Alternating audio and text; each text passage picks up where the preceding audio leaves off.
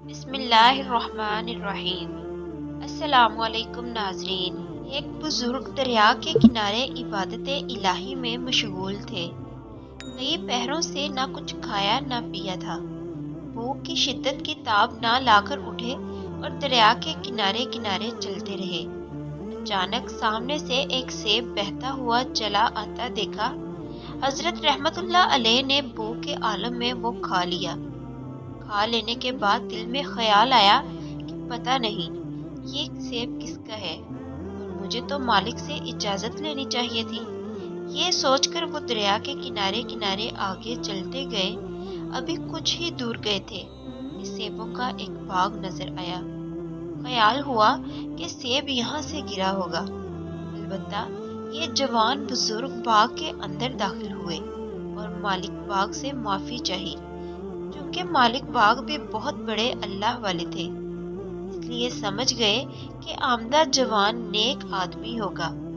मालिक बाग ने कहा कि अगर तुम मेरी बेटी से शादी करोगे तो इजाजत दूंगा, माफ करूंगा वरना नहीं। मेरी बेटी के 3 औसाफ ये हैं कि वो सुम्मुन बुकमुन और उम्युन है, यानी गूंगी, बहरी और अंधी है।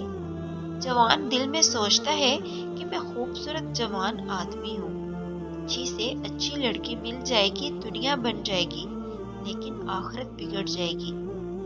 अगर इस नकम्मी लड़की से शादी कर लूं तो दुनिया बर्बाद हो जाएगी, लेकिन आखिरत बन जाएगी। कुरान का ऐलान भी तो ये है, वल आखिरतु खैरुम व अबका। ये सोचकर जवान बुजुर्ग सैयद अबू सालेह ने शादी की ख्वाहिश ज़ाहिर की। अलबत्ता निकाह हो गया। निकाह के बाद जब सैयद अबू सालेह हुजरे उर्स में गए तो देखा कि लड़की तो हुस्न जमाल में यकता और जुमला अयूबात से मुबर्रा है। खुशी इसलिए हुई कि दुनिया और आखिरत दोनों बन गई। परेशानी इसलिए थी कि सुसर ने झूठ क्यों बोला। सुबह सुसर साहब से शिकायत की।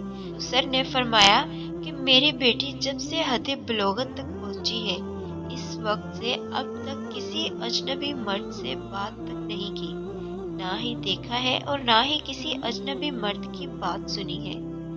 बस इसी एतबार से वो गूंगी, बहरी और अंधी है। ये मालिक बाग सैयद अब्दुल्ला असमई रहमतुल्लाह अलैह थे। बस इन्हीं 2 पाकीज़ा हस्तियों के यहाँ हजरत शेख अब्दुल कादिर जिलानी रहमतुल्लाह अलैह की वलादत हुई।